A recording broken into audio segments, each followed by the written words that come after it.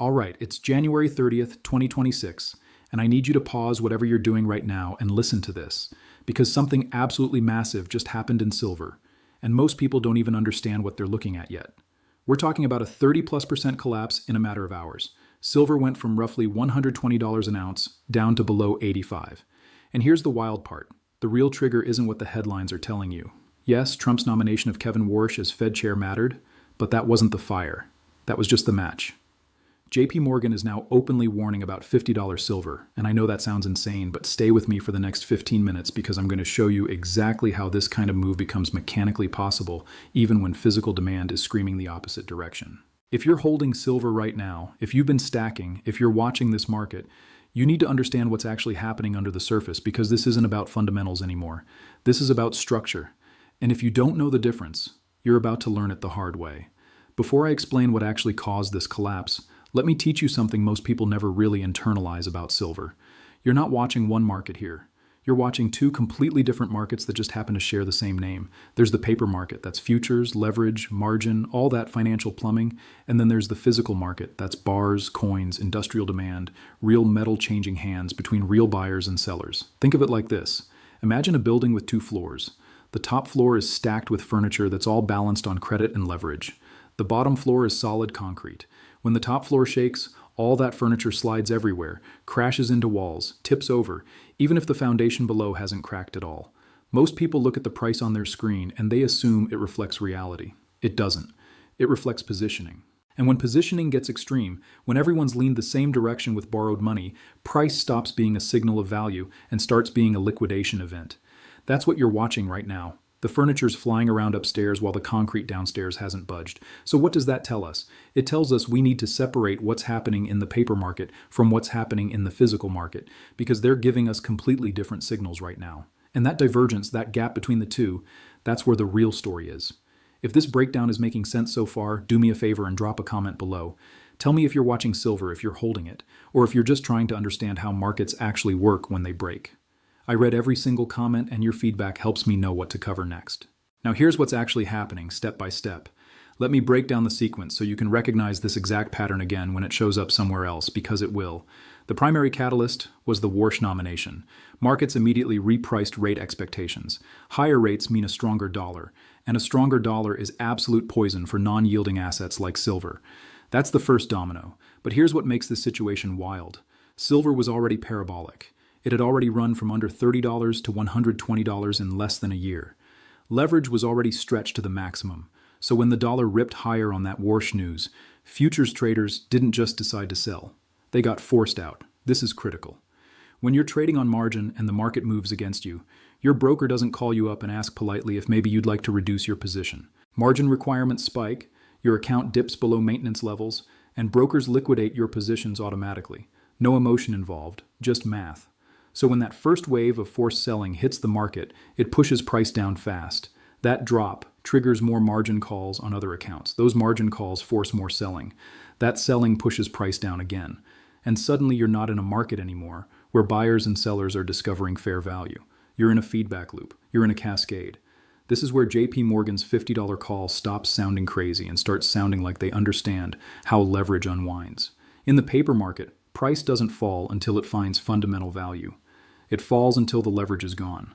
It falls until there's nobody left to liquidate. But here's the secondary layer that confirms this is a positioning unwind and not a fundamental collapse. While Comex silver is flushing down to $85, Shanghai physical prices are still hovering near $120.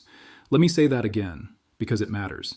You've got a 40+% premium for physical metal in Asia, while paper contracts in New York are getting destroyed.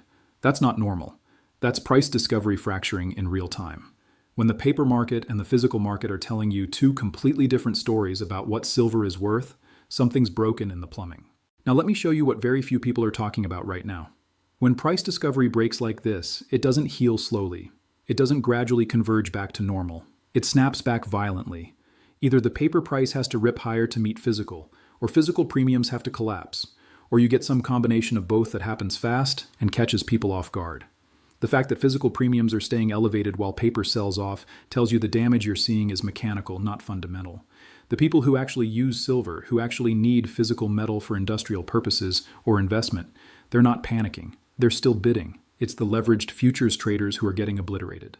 And here's the convergence that makes this whole thing work. You've got forced selling from margin calls, you've got a surging dollar that makes commodities less attractive, and you've got a market structure that was already fragile from the parabolic run-up. All three of those things hit at the same time. That's not coincidence. That's how crashes happen. You don't get these kinds of moves from one catalyst. You get them when multiple pressure points all release at once and there's no liquidity to absorb the wave. The bid disappears. Market makers step back. And price does what it does when nobody wants to catch a falling knife. It falls until somebody has to. Now zoom out for a second because this is the exact same playbook silver has run multiple times before. In 2008, silver didn't drift down slowly with equities during the financial crisis. It collapsed. Over 50% down in a matter of weeks, as hedge funds and institutions liquidated anything that was liquid to meet margin calls in other markets. They weren't selling silver because they thought silver was broken. They were selling silver because they could. It was one of the few things with a bid.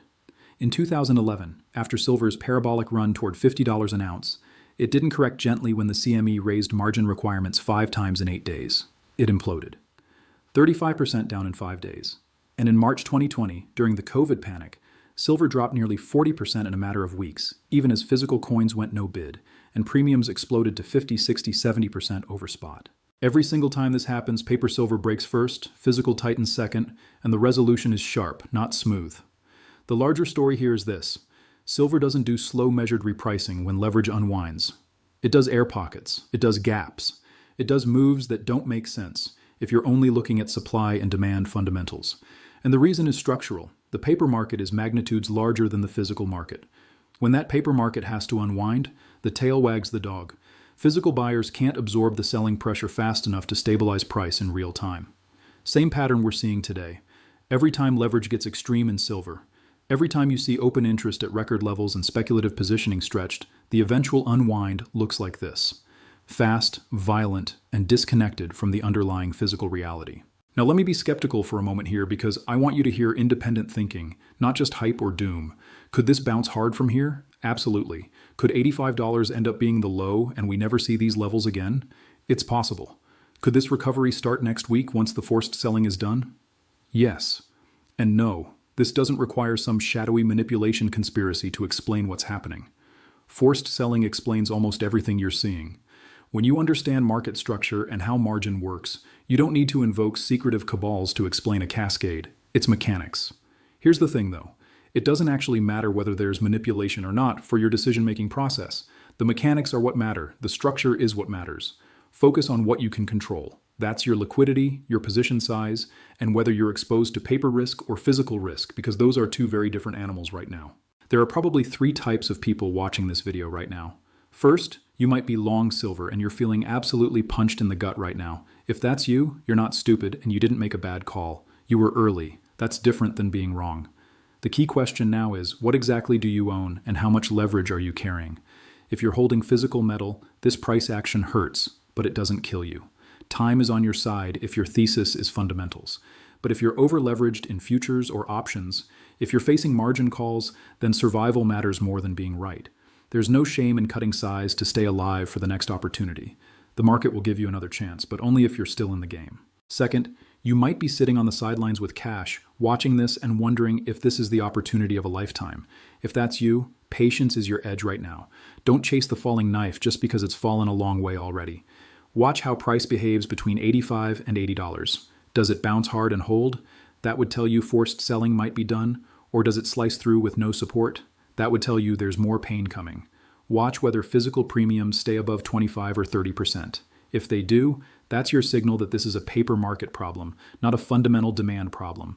Wait for confirmation. The best opportunities come after the panic is done, not during it. Third, you might think this whole collapse proves silver is broken, that it's manipulated beyond repair, that it'll never work as an investment. If that's you, I want you to zoom out. Volatility doesn't kill an asset. Leverage does. Gold has had massive drawdowns. Oil has gone negative. Every volatile asset goes through periods where structure overwhelms fundamentals. That's not a bug. That's a feature of markets with leverage. The universal principle here is simple. Structure matters more than stories. You can have the best fundamental thesis in the world, but if you don't understand market structure, if you don't understand how positioning and leverage work, you're going to get run over when the structure breaks. So here's what I want you to answer in the comments. Which category are you in right now? Are you holding and trying to decide what to do next? Are you waiting for your entry, or are you done with silver entirely? Be honest.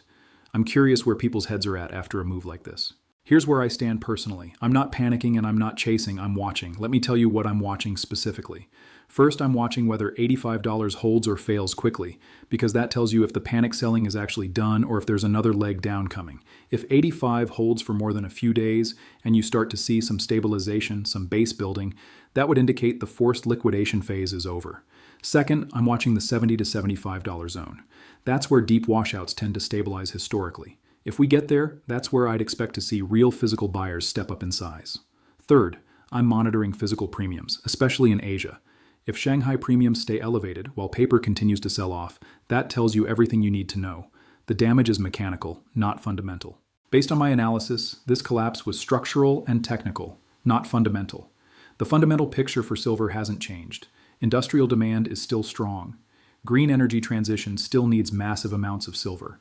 Solar panels, electric vehicles, electronics, all of that demand is still there. Mine supply is still constrained. What changed was the leverage. What changed was positioning.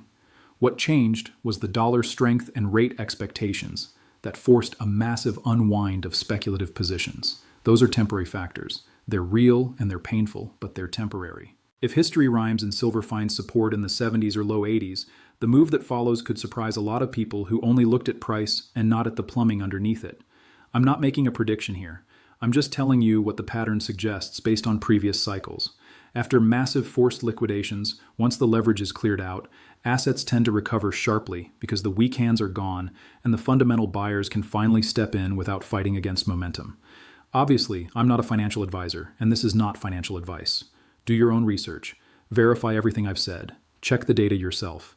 Make your own decisions based on your own situation and risk tolerance. If you made it this far, you're the kind of person who thinks critically instead of just reacting emotionally, and that mentality will serve you well in markets like this.